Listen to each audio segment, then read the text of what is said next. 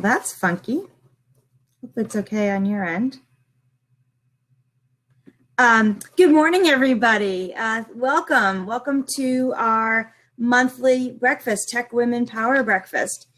This is it is flashing? Oh, shoot. Okay, let me stop sharing, everybody. I don't know why. It just wasn't before. Make sure my cables are in. Okay. You never know. Thank you for being patient. Let's see. We'll try again. Okay, that's good. That was a weird thing, but good morning again, everybody. I'm Heather Ledoux, the Executive Director of Professional Programs and Partnerships at Franklin Pierce University, as well as the chair of our TechWomen Power Breakfast. We are an initiative of the New Hampshire Tech Alliance, and we meet the second Wednesday of every month. So thank you all for joining us here this morning. Normally we meet in person, but as you know, due to the pandemic, we are meeting virtually on this fabulous platform that the New Hampshire Tech Alliance discovered for us and has allowed us to maintain our monthly breakfast. We really haven't skipped a beat during all of this, so thank you for joining us. And I think we have some new people that have joined us here this morning, so welcome. If you're new, put it in the chat box and let everybody know so we can make you feel welcome at the end when we're networking. And I appreciate you joining us for the first time. And for our regulars, welcome back. Glad you're able to join us again this morning. And I wanted to say happy Veterans Day. I don't know if happy is the right word to use, but I want to acknowledge Veterans Day. I appreciate everybody who has served our country to allow us to have the freedoms that we have. If you are a veteran and you're here this morning, thank you so much for your service. And put it in the chat box as well if you're a veteran, so we can give you the accolades that you deserve. So again, thank you so much. Also, I just want to go over a couple housekeeping items. Today, as you can see on the screens in front of you, you probably have a picture of me and then my presentation. The four white arrows in the top right-hand corner, if you click on that, you can see just the presentation. So when our presenter is speaking and you want to see it full screen, just click on that. And then at the end, we're going to wrap up about around 8:50 or so. We're going to have some time for Q&A for our speaker. And then we're going to leave the room open from 9 to 9:30 for networking. So if you have the time and you would like to stay after for network, please do. And let's see here. I want to just go to one other thing. And I gotta hide that. Okay. Our monthly breakfasts are only made possible through our sponsors. We are very appreciative for our sponsors. If you or your organization is interested in sponsoring, there's lots of benefits to it. You have the opportunity to speak at our breakfasts. You can have your name included in all the press releases prior to the event. And it really highlights your company's commitment to supporting women and girls in technology. So whether you're interested in sponsoring us while we have our virtual events, and then someday when we're back in person, the opportunity to have a table at those events as well. And also I wanted to thank my committee members for working really hard to get these breakfasts kicked off every month for the past 5 years, Dina, Katie, Shannon, and Vanana. And this month's sponsor, we're grateful for their sponsorship, the Letty Group. So thank you so much, the Letty Group. And I'm going to let them do a sponsor spotlight. And I appreciate them coming. And here's Jessica Lapaglia to introduce the Letty Group and let us know all about them. Thank you, Jessica.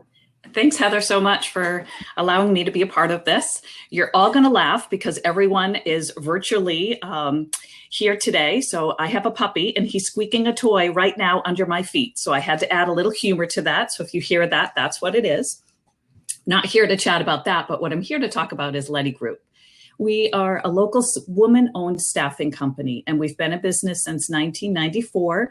And we are throughout New Hampshire and a little into Vermont, Maine, and Massachusetts. And we specialize in many different areas, and we can be a resource for you and your teams in areas such as accounting and finance, human resources, admin, industrial positions, engineering, and many, many more opportunities. So my favorite part of the day is just placing someone in a job and seeing the reward and helping clients and candidates make those matches. So if you are looking for a new career yourself, or if you have a need in your office, we'd love to chat with you. So thanks so much for your time. Thank you so much, Jessica. We really appreciate it. At the end of today's presentation, when we are breaking out into our tables, feel free to join Jessica at table 2. It's named the Letty Group, and you can learn more about the organization. We also have a billboard on the left-hand side of the screen when we're back in table mode off stage. You can click on the Letty Group. There's a direct link to their website as well. So thank you, Letty Group, for sponsoring us. We really appreciate it. Thank you so much.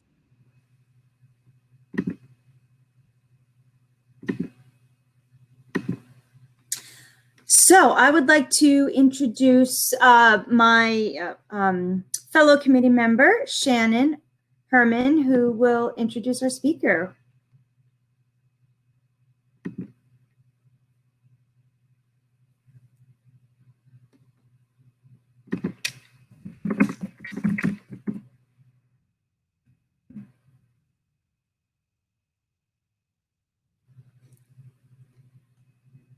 Shannon, you're muted.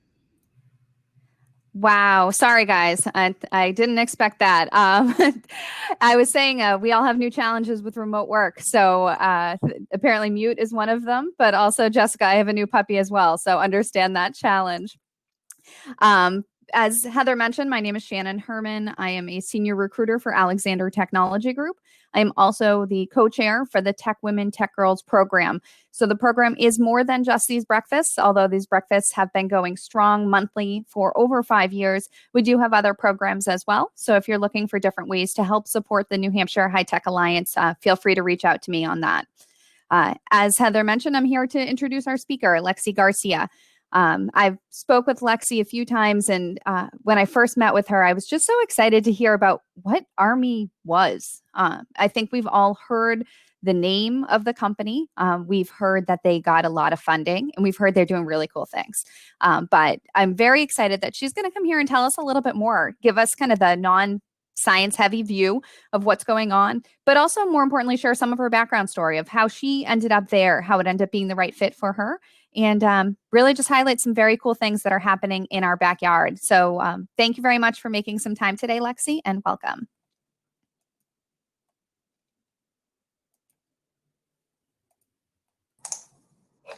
Thanks, Shannon. Okay, give me 1 second. I'm going to share the screen and then play this. All right, hopefully you guys can see my screen right now. Let me pull you back up. Okay, great. So thank you, Shannon. Thank you, New Hampshire Tech Alliance and the Women's Power Breakfast for having me here today. I'm excited for a variety of reasons. I told Heather earlier, it got me up and showered. So some days on remote training days with COVID, that's the biggest success we can have. So as Shannon mentioned, I'm the Director of Strategic Projects here at ARMI, and I'm really excited to share with you guys what we're all about, because I've had different conversations with folks where in their own backyard, they don't really know what's going on. And I tell a story about, I have young children, and my older sister, when I moved to New Hampshire in 2016, would watch my children for me before and after school. And she was telling people, I found out for about a year, that I was just in the mill yard in Manchester making racks of kidneys. So hopefully today I'll kind of talk you through everything, and we will realize that that is actually not what I am doing. So really quickly, I'm going to tell you who ARMI is, why we're doing what we're doing, what we're exactly doing, so that you can now be that person that says, oh, well, in the mill yard, they're doing yada, yada, and how we're doing it. I think that understanding those basics will help everybody understand where they can get engaged, whether you are staffing like the Letty group or whether you're interested in providing education or training opportunities for women and folks entering this field. And then the last, questions and mingle. I'm happy to hang out at table 1 afterwards and chat either from my personal journey, which did not ever start in biomedical engineering, but that's where I am right now. So, all right, so who? The first thing I'm gonna do is I'm gonna walk us through what ARMI stands for. And this will seem a little bit basic at times, but I think that's where we lose some people with our name. So it's ARMI, not ARMY, although we are connected to the Department of Defense. So of course, A stands for advanced. We know that that's kind of pushing manufacturing to the next level. And so that's why we have the advanced piece there. Now, regenerative. Regenerative medicine has been something that's been in conversation quite a bit. And there's some parts of our bodies and there's some cells that regenerate. But for humans, the majority of the cells in our body will not regenerate.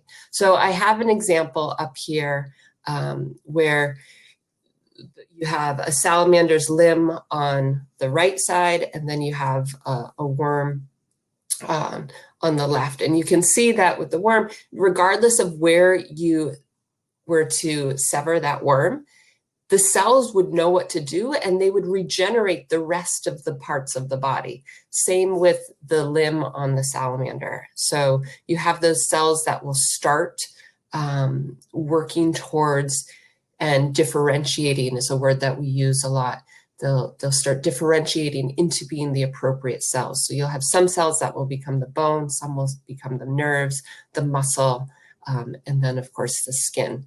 Now, if I were to go and cut my arm off, we all know it's not growing back. So M stands for manufacturing. We want this to be at large scale. We want to be making hundreds of thousands of millions of tissues. And when I say tissues, of course, I'm not talking about Kleenex. I'm talking about any tissue such as skin, muscle fibers, nerves, ligaments, ACL, right? All the way up to whole organs. And our goal is really to be able to manufacture at large scale these types of products, these tissues, in order to overcome several hurdles, which I'll talk about shortly.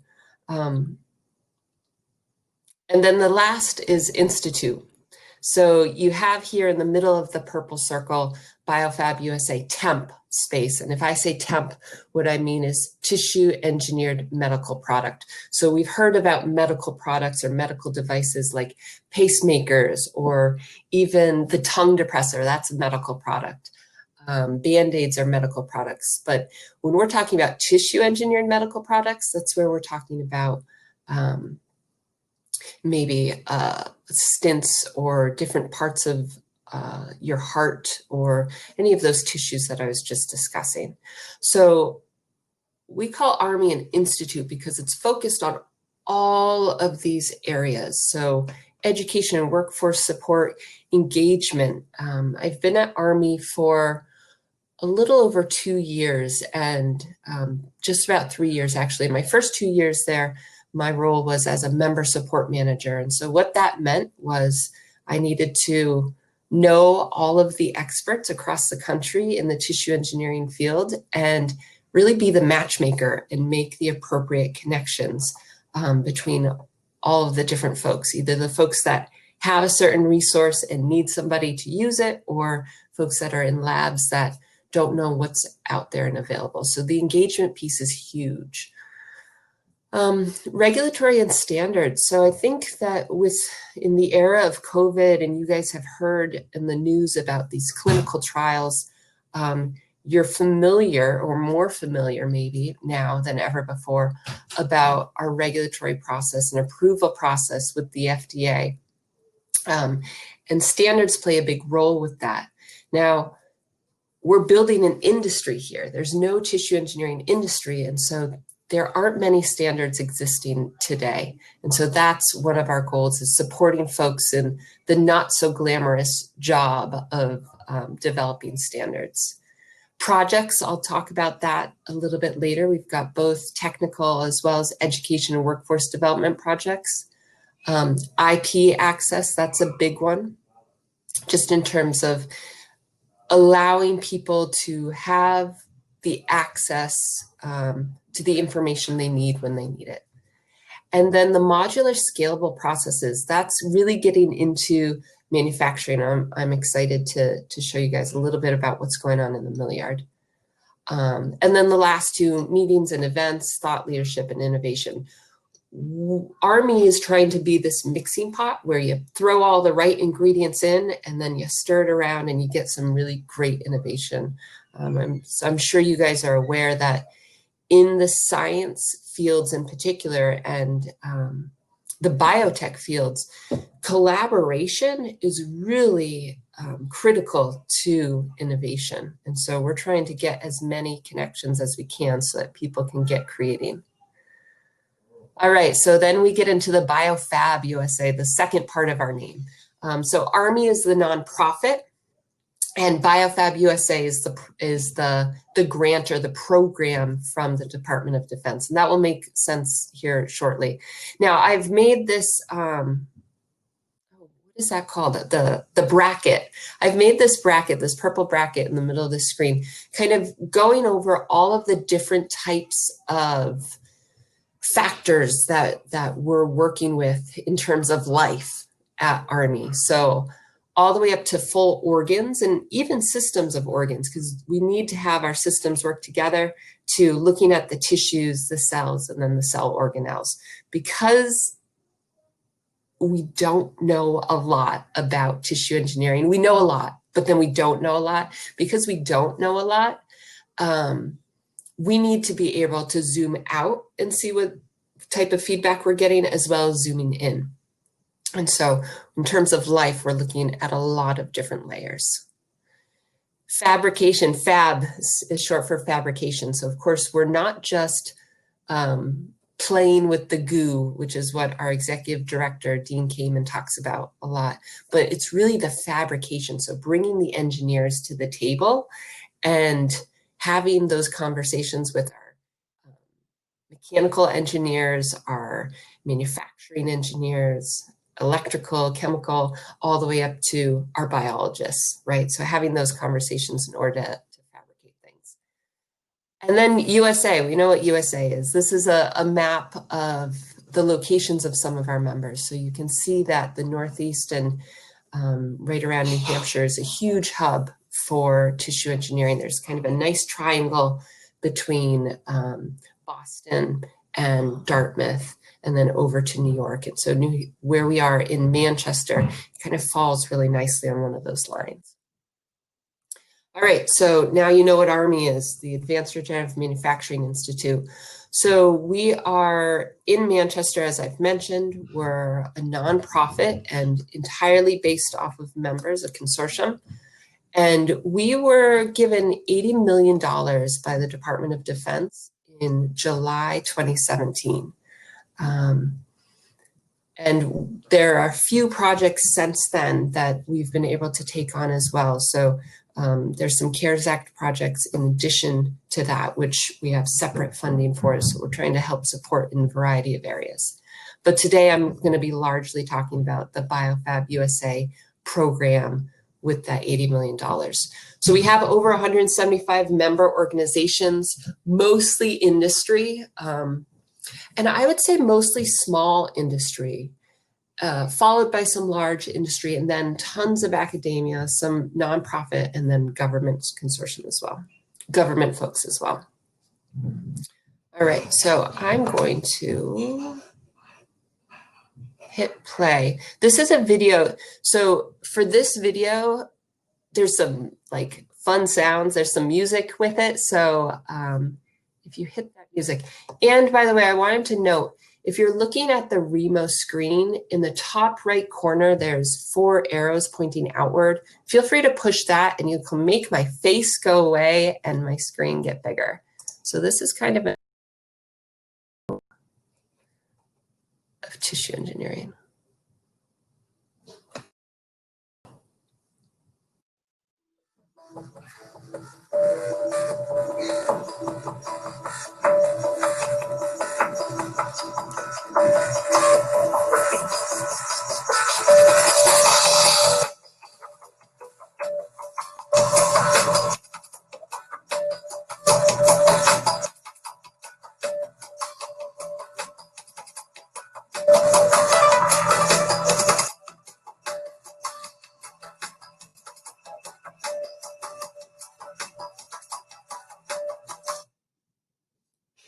Oh.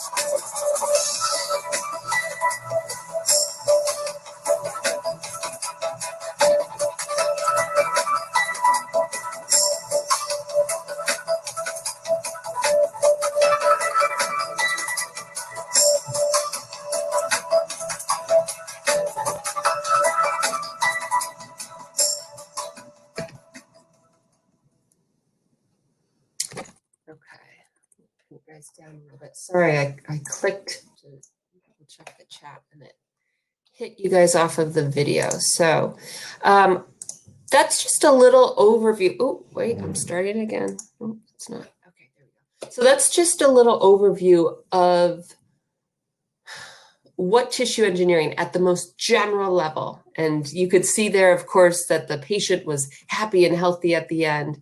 That's our goal. That's our end goal. And I think that this is something where we can all relate to. We all know somebody who's torn their ACL or needs new body parts for one reason or the other. And so that's really where ARMI comes in. And so I'm going to get into the why. I also want to just note at the end of that video, you kind of saw the cool Advanced Solutions Life Sciences 6-axis robotic 3D bioprinting arm kind of dancing. And it was showing how it could print right onto the structure of a fabricated heart in that example. But they actually, just an example of how ARMI is transforming New Hampshire. When ARMI was funded, the Advanced Solutions Life Science, they picked up their entire R&D group and they moved it to the Mill Yard. So they're right at 500 Commercial Street in the Mill Yard with us. So really good, great collaborators and nice example of how ARMI impacts everything in New Hampshire. All right, so let's talk about the why. We've heard about the organ shortage. The organ shortage continues. You can see here that the yellow number is the number of donors. So if you are in a situation where you were able to donate some of your tissues, there's a lot of factors though that goes into having the perfect donor, unfortunately. And one of the things that's dropped that number actually the most in kind of a macabre way to say it is seatbelts. So with the laws around seatbelts, the number of donors really plummeted. So I think we can try to find some other ways to find tissues, and that's what ARMI is all about, though. So the blue is the transplants. So the ones that actually took place, and then the pink, of course, is the waiting list. So tissue engineering has been around. In my world, it wasn't around until 2016, right before I joined, or 2017, right before I joined ARMI. But it actually, there's been a lot of work going on since the 80s. And so I'm not sure if you guys can see my cursor, but in the top left, you can see on the right side, this is what normal skin looks like.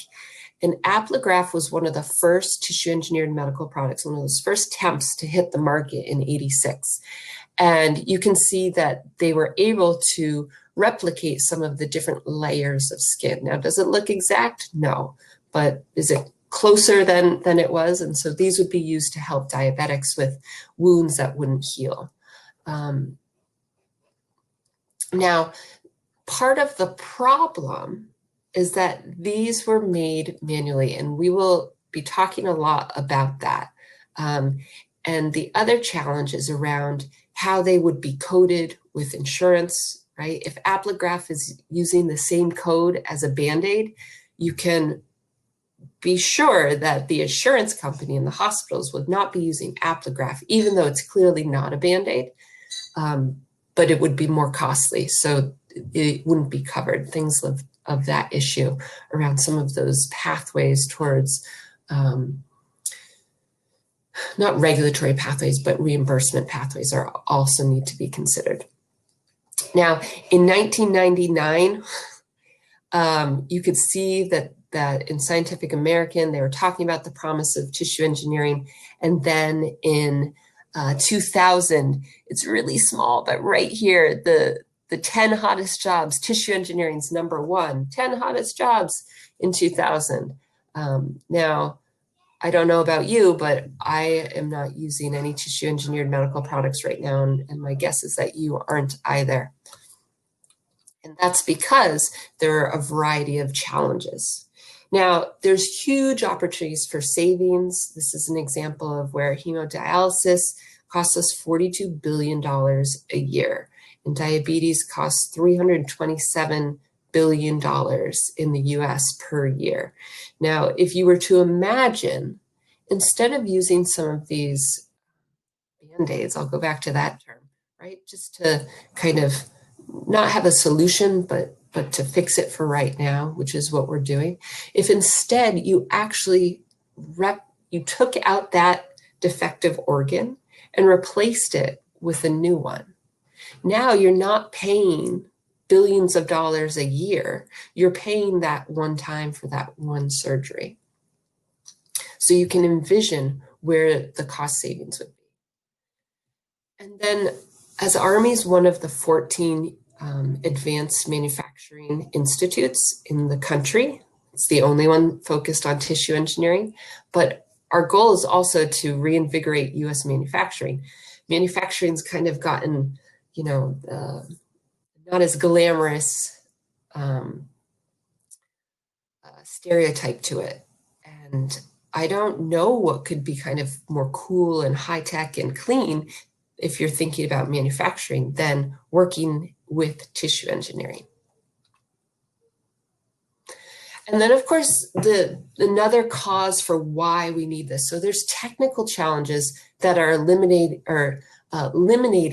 how we evaluate drugs, both the development and the discovery of it. So this, what you're seeing here, this is one sheet. It's like a Petri dish. And so you can see there, those are cells. So this is one layer of cells on the Petri dish. And so you can envision that this is not a optimized representative of a tumor, okay? This would be a much more beneficial model to use of a real tumor. So as you're testing your drugs and your other types of therapies, you could be using this to really assess, all right, how is that drug impacting that tumor? And I want to just pause there.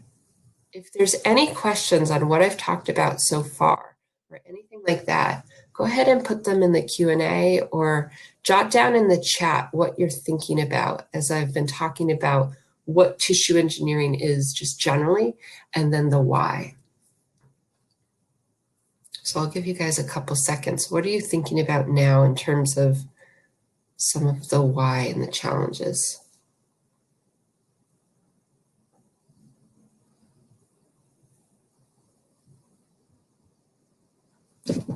Okay, so Josh talking about it being really interesting. When I first saw, I'll give you guys a little story. When I first saw this example and started learning more about this, it was incredible to me that our science was still so basic in terms of this one level of cells. And I think I had had the impression, I had had the faith in our scientific community that our models were a little bit more representative. Oh, good, Sarah, go back to cell biology, go for it. Good, thanks, Dina. All right, so a microenvironment, what constitutes a microenvironment? That depends on what you are, well, what you're trying to make, right? And what level you're trying to evaluate. Good. All right, so I'm going to go on to the what. So what is ARMI?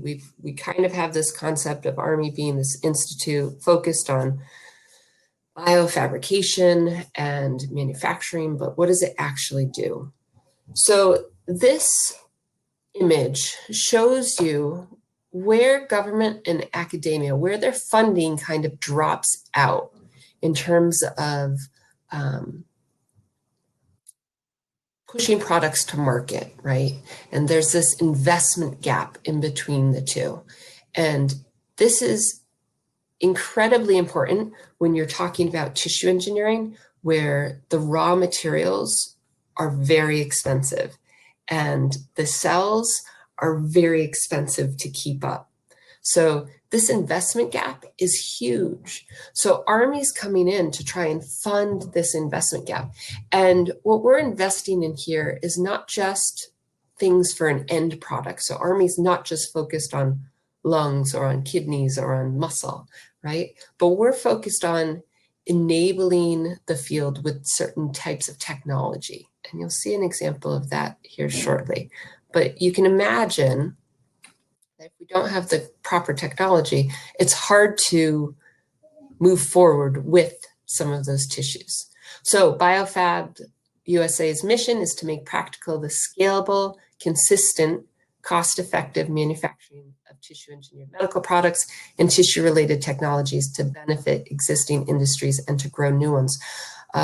You or I, if we were going to be getting a new, we could make it low risk or lower risk, right? Like an ACL. If we were going to get a new ACL that was made just for us, and instead of them going into our hamstring to get it or taking it off of a cadaver or something like that, we would want to make sure that that is going to last. We want to go through that surgery once. And so we want to ensure the consistency of that product. It also needs to be cost effective in order for us to be able to get that product, okay? So this is currently what's going on. Prior to being at ARMI, I was a middle and high school science teacher, teaching everything from geology, physical science, biology. And one of the things that we would talk about is, Rube Goldberg. And so when I started getting into ARMI and talking to our temp companies, I realized they're trying to Rube Goldberg a lot of the problems. So they don't have the right equipment. They don't have enough money. They don't have consistent starting materials. So I just talked about having an ACL and having the patient having faith in that product. Well, the way that you will have faith in that product is if you know as the manufacturer, as the developer, that you're starting out consistently with the same materials and that it's going to behave in the way you intend it to behave. The best way to do things. So there is no best way to do things. And they have no reference materials. So everyone's doing this for the first time. And so what you end up having a lot of times is a system that is inefficient and doesn't actually do what it needs to do in the best way. So here's some examples of current practices. And I talked earlier about the equipment, and you can see here on this stackable flask that this company, and they're making skin. So this is a skin tissue engineered medical product that they're making. And And they had to actually cut off the side of the flask in order to access the skin product and go through their process and their procedure the way that they needed to do, which I believe is to flip it or to move it. You can also see that it's not scalable. These people in, we call these bunny suits, right, in clean areas, opening one Petri dish at a time in order to change the media on it. Media is like the food for the cells. And so when you're making a tissue, you need to be feeding those cells the appropriate media. In the media, there could be different chemical signals that tell those cells to do different things at different times. And cells, just like us, they take food in and they put waste out. So you need to be changing that throughout their maturation process. And you can see in this bottom image, you know, you've got these stacked flasks where I can assure you that the consistency, this person may be working as fast and as best they can, but the time that it takes for them to get to the first one and whatever's going on with the cells in the bottom one, our cells can change rapidly and for a variety of reasons. So it may be that being out of the incubator where they're kind of kept in a warm environment that mimics what happens in our body, that this one that just came out of the incubator and is going to be worked with first, those cells may react differently to the process than the bottom stack when they finally get there. So for a variety of reasons, equipment, time, tools available, we're not quite there. So what are we able to make right now? Right now, we can make sheets and tubes. You have some skin here. This is a tube that's made. This is Cellink. So Cellink is one of our members, and they made this 3D bioprinted tube. I tried to link it. Let me see if it, oops. Oh, it's taking me to another screen. Let me see if I bring this over. Hopefully you guys can see this. So you can see that they printed this vascular, this tube, because one of the challenges specifically for bioprinting is that the nozzles and the size of what they're able to print is larger than the application. So if you think about our tiny little capillaries and everything like that, they're having a hard time with the precision and accuracy there, precision more, of getting it to that level.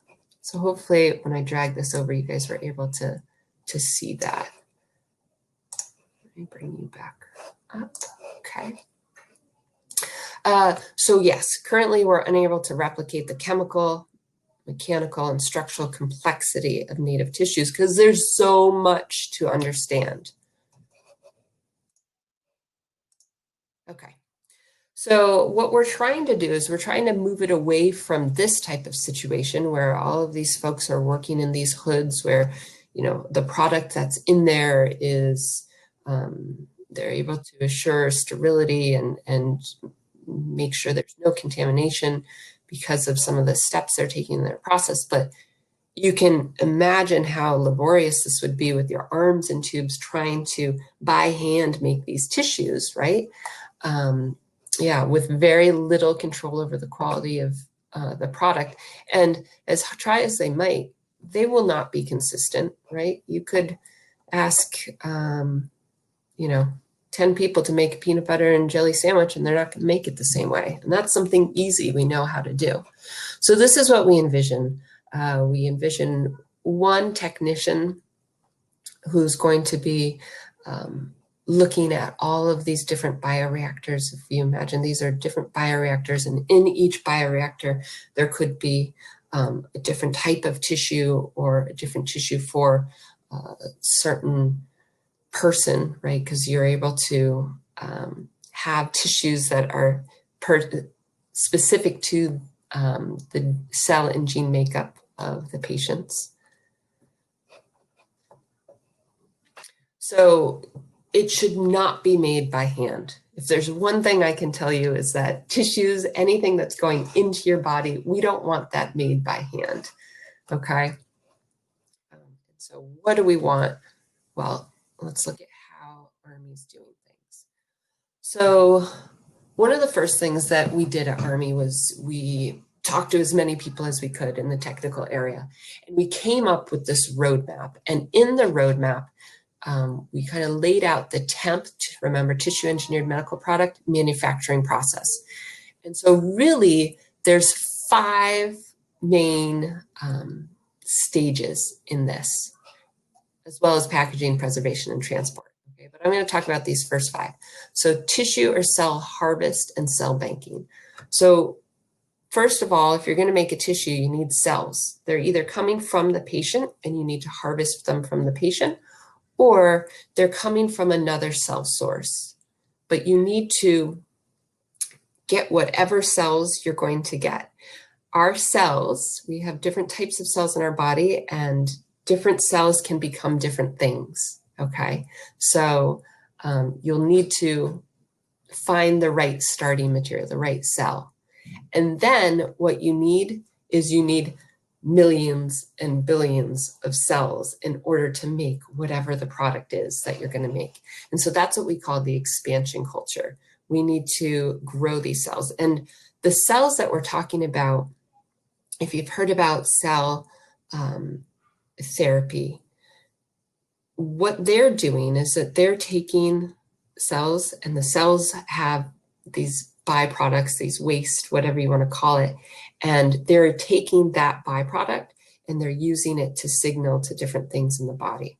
What we're doing is we actually need the cells, and the cells that we're working with are adherent cells, right? They're these sticky cells because our skin, right, our tissues, they're stuck to us. So when we are culturing or expanding these cells, they need to have surfaces that the cells can grow on.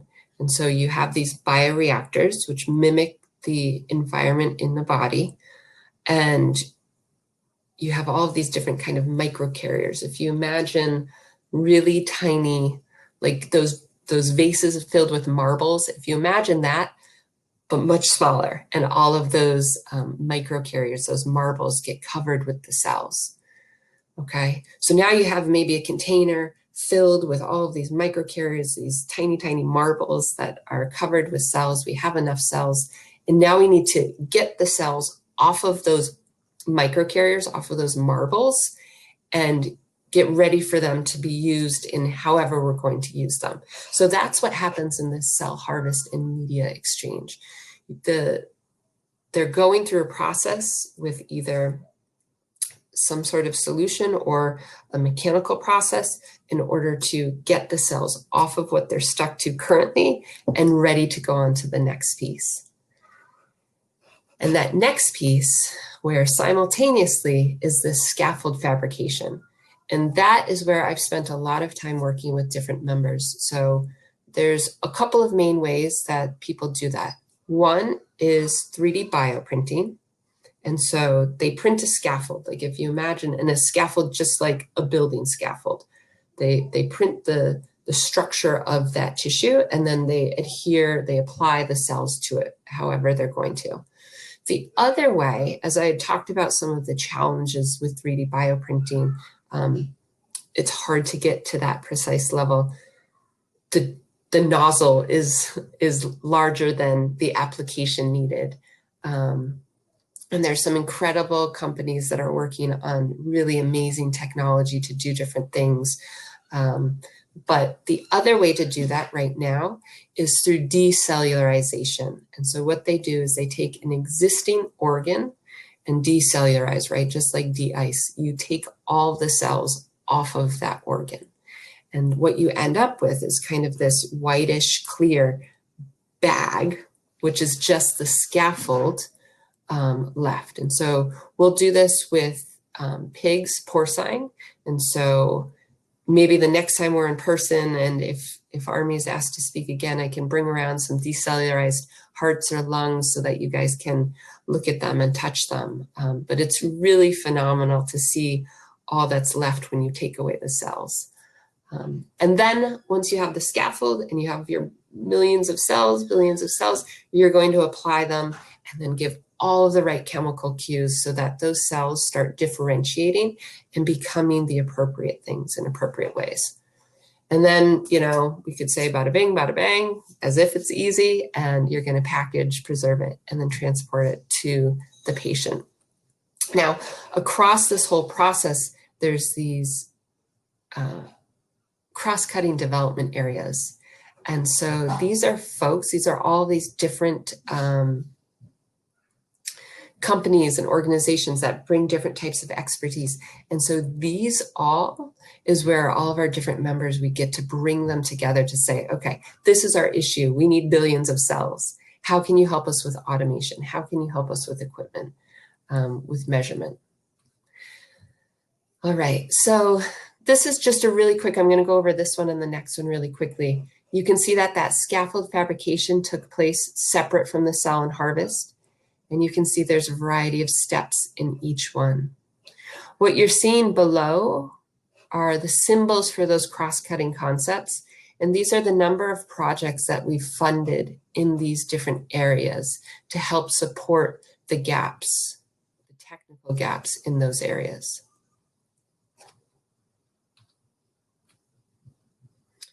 And then this is so cool. Last year, 2019, what ARMI decided to do is like, you know what, we keep talking about wanting this equipment, but people didn't quite have the vision clear in their brain of what we were talking about.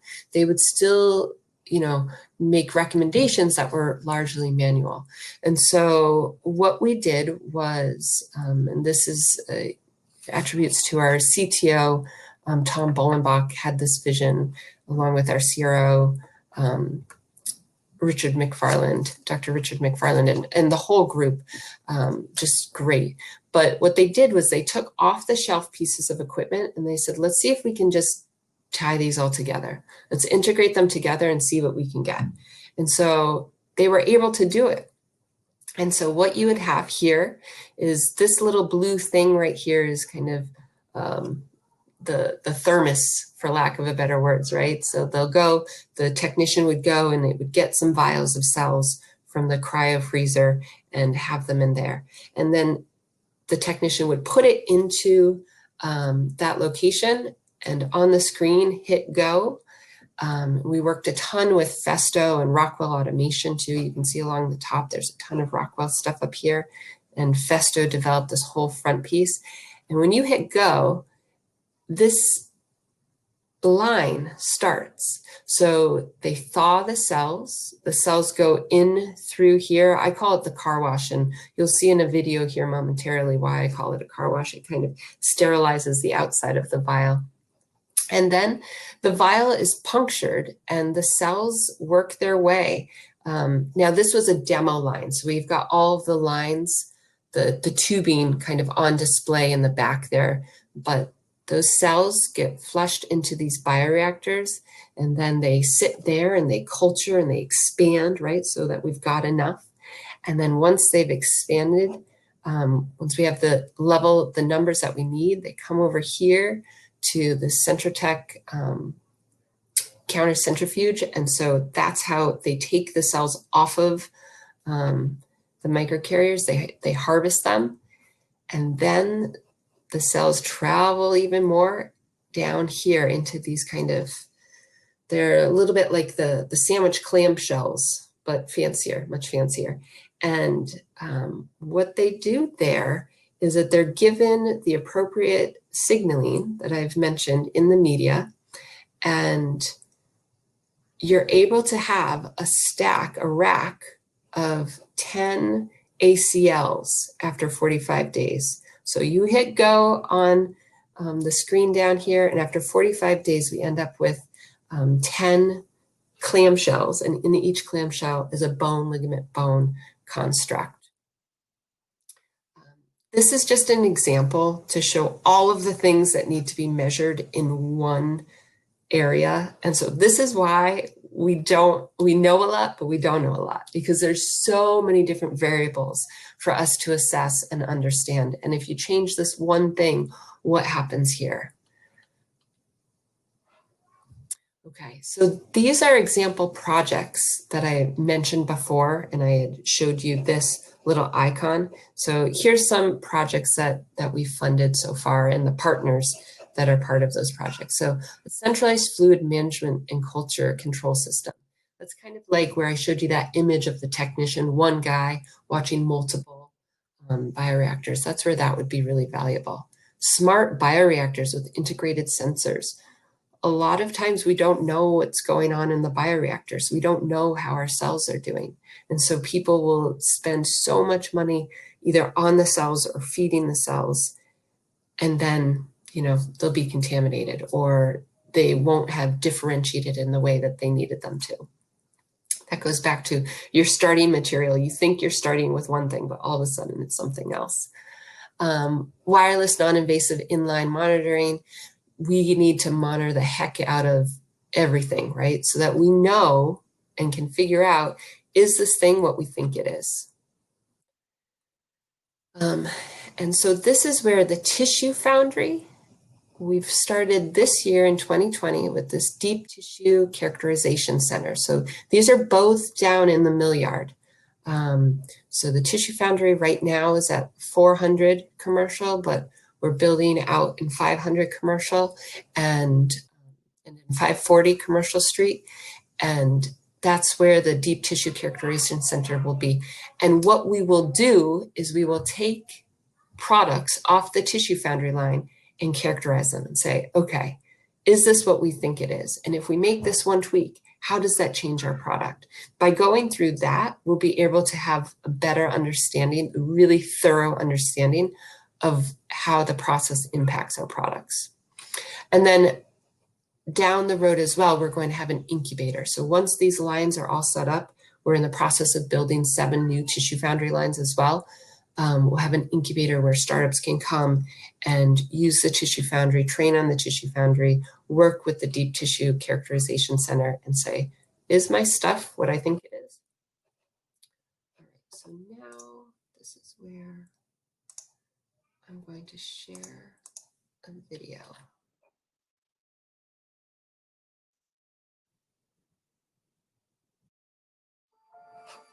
100,000 people right now on waiting lists for organs.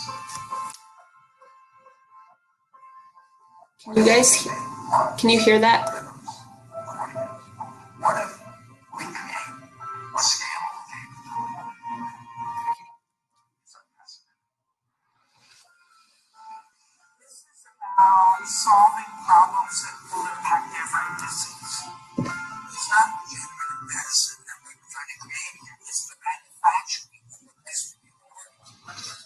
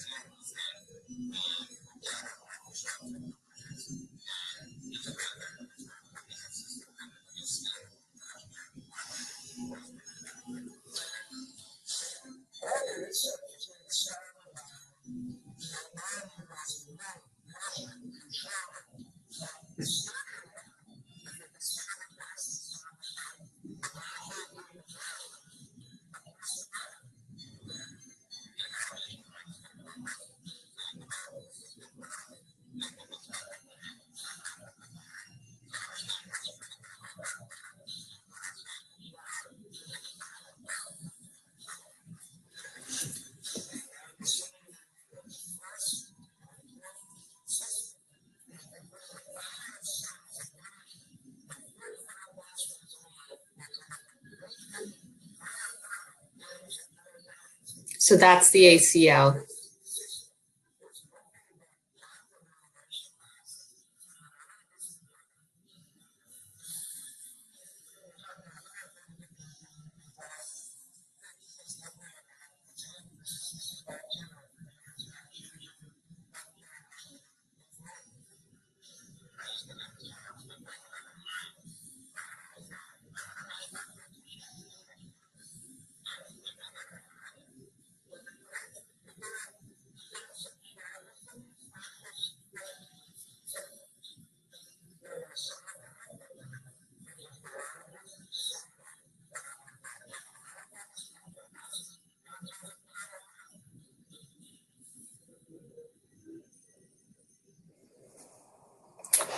wish I could see your faces. I love this video. All right, how do I get rid of it?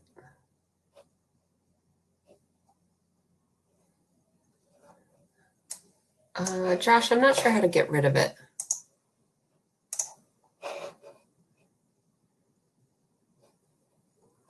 Oh, thanks. All right, so that video I love for so many reasons. One, you get to see the line. Two, you get to see the synergies and collaboration and energy within the tissue engineering community, which really is taking place in Manchester. And right now it's virtual, but we'll get back to taking place in Manchester, which is great. You got to see Tom Bolenbach say there, I want to manufacture in this room. And what he was talking about there is this, old mill building that's full of brick and dust and particles and everything like that. And we're working so hard to make it so that you can really manufacture tissues anywhere. And by doing that, enable the tissues to be able to be developed and then implemented into patients anywhere. So, the last thing I wanted to say about that video too is, of course, you saw Rockwell folks, and they've been a huge support with us there, just bringing together that automation piece. And then you also saw Doris Taylor, and she is renowned in the field. And so I had mentioned before about the 7 new tissue foundry lines, and one of the tissue foundry lines that we're working on is going to be on having hearts. So right now you saw that ACL, so you've got a tissue foundry line where you've got a rack of 10 or 20 ACLs after 45 days. We have a project to work with Doris and Texas Heart on manufacturing the tissue lines so that at the end you have a rack of hearts. So I started out this conversation talking about how ridiculous my sister was 2 years ago that we wouldn't have racks of kidneys or lungs in Manchester, but we're actually moving that way, which is just phenomenal. So the take-home messages for you guys today, if you know one thing or 4 things, right? It's that we're not quite there yet. If somebody's saying, hey, I'm going to bioprint some skin, or I'm going to bioprint something for myself next year, I would take a hard pass on that because it's still a promise. It's not yet a hope. We don't have it consistent yet. We don't understand quite enough yet, but we are definitely in the process of building out the equipment and the processes in order to have better understanding so that we can have scalable, cost-effective manufacturing. So the challenges currently are around consistency, scalability, with everything being manual right now. But as you saw with the tissue foundry line, as I indicated, we will be working towards that. And then finally, that collaborative innovation. And that's where I'd love to get more folks in New Hampshire and locally involved if you feel that there's other connections that we can make. So that really is key, especially in pushing the tissue engineering community forward. All right, so with that, I am happy to take any questions.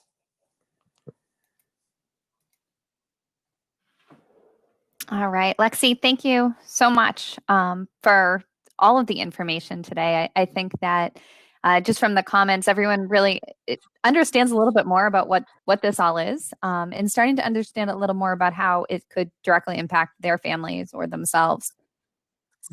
We have a couple questions already. The first one from Heather is that many organs that get transplanted also get rejected by the new body. Does this help eliminate the rejection? Yeah, so there's a variety of reasons of challenges with the organs donor situation. So folks now who receive organs, they actually have to take immunosuppressants to suppress their entire immune system because their bodies see that tissue as foreign. Okay, and so if we're able to manufacture something with your own cells, so if Heather needed something and we manufactured it with Heather's cells, your body's not going to think about it as foreign, right? So not only will you be able to have a better quality of life because you have that organ and you're not as risk adverse to living life because you're not taking immunosuppressants, but also you're going to be able to live longer, because even those who do receive organs today, their extension of life is not what I think we'd hope it would be. Yeah, good question, Heather. Vandana is asking, how far away are we from automating the process to generate custom products? Oh, okay, great question. So I'm thinking custom means patient specific. So that depends. There's like so many cool things. We have a member who's working on 3D bioprinting prosthetic ovaries. And you can imagine that that would have to be patient specific. They've demonstrated it with mice where they 3D printed an ovary, and it's actually very cool because with 3D printing, they're able to get the scaffold at just the right angle to adhere the cells. So I don't think that you're going to see anything patient specific for tissues in the next 5 years, but I do have the sense that we will catalyze how this all plays out, right? So let's first get the tissues that can be applied for anybody, not patient specific, and then from there move forward. But again, we had a rack of ACLs. We're going to red blood cells, so we're working on long bones, femur, muscle, mandible, stuff like that. So there's a lot of crazy cool stuff that's going on. So don't hold me to it, Verna. So 5 years, she said it. Yeah. I have Larry Gagnon's asking, what's the relationship between ARMI/BioFab and the medical industry, such as like hospitals? Yeah, good question, Larry. So we love our hospitals. We have different clinical partners that are members with our organization. So we work closely with CMU, Dartmouth, Mayo Clinic. So we've got a lot of different folks that we engage with. The end user, the ultimate end user being the patient, but the end user prior to that being the clinician, we need their buy-in, right? So we need them to feel comfortable picking up whatever this tissue is and putting it into a patient. So they are a crucial voice in the conversation for how to manufacture these. And anybody who's manufacturing or developing a tissue engineered medical product, one of the first things we do is we try to connect them with those clinicians to get that voice of what are the challenges. That makes sense. You can't go put it in yourself. So, as a patient, you may want it, but if the doctor doesn't approve it, it's not going to happen. Yeah. We have a question here. My father was the 11th recipient back in 2000 of a live donor liver transplant. My brother was the live donor. Could this eventually replace this type of transplant since the liver regenerates? Yeah, that's a good question, because I had mentioned that in humans, most of our cells don't regenerate. So honestly, I don't know a ton about the live donor liver transplants, but if you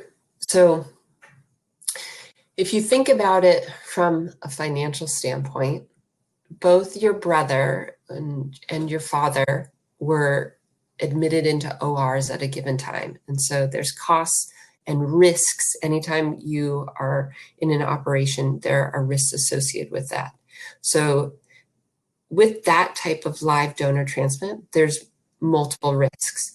If we are able to manufacture a liver that is specific to your father and put those cells in, and then they do what they're going to do, that's one surgery. It may be, we may be able to optimize it so that we can have those cells ready to go in the best way possible in order to shorten the time on the table for the surgery. So in terms of both medical risk and costs, I would imagine that large-scale manufacturing of tissues would be a better option than a live donor would be.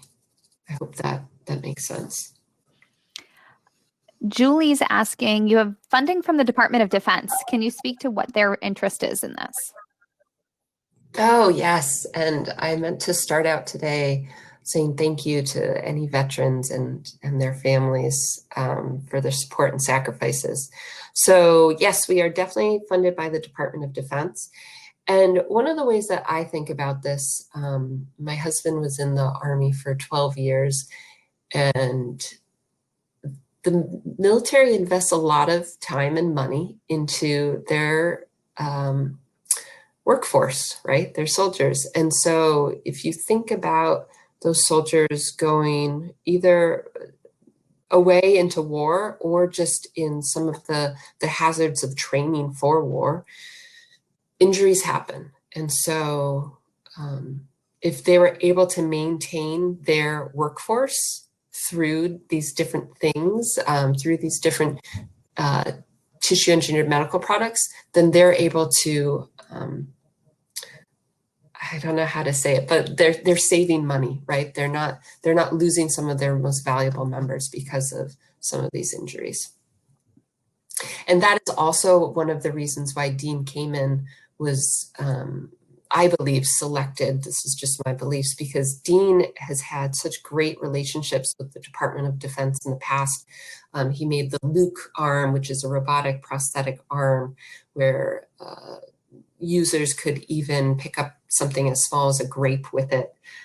So Dean has a great history of success with medical devices like the insulin pump, but also with working with the DoD and fulfilling some of their needs. Oh, well, thank you. Good questions. Yeah. See, we had questions for you. You didn't lose everyone. No, but again, thank you so much, Lexi, for joining us today. I know we're heading kind of up to the clock, and we want to be respectful for people's time. I'm going to have Heather join us now just to kind of close us out. But a reminder that our sponsor and our speaker will join us for conversations at the table and answer any final questions. I believe Lexi will be at table 1 and the Letty group will be at table 2. Thank you so much. That was so fascinating. My head's kind of spinning from all that. And I'm so appreciative that there's people like you doing work like that. So thank you so much. Thank you, everybody. Thank you for our veterans and Lexi for your husband for his service. I really appreciate it. Hope you can join us next month on December 9th. We are going to have Annabelle Burrell speak on mindfulness, making stress your friend. We can all use that these days. We talked about the science of mindfulness last month.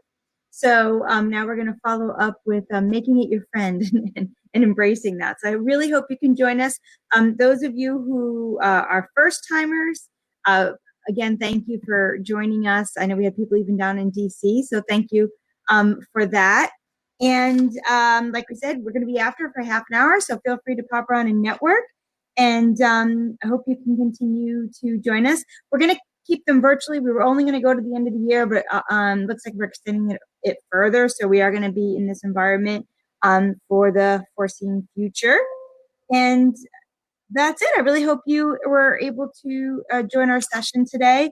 And, we come together to inspire and be inspired. So I hope we accomplish that today. So thank you, everybody. Have a wonderful day, and I'll see you at the tables.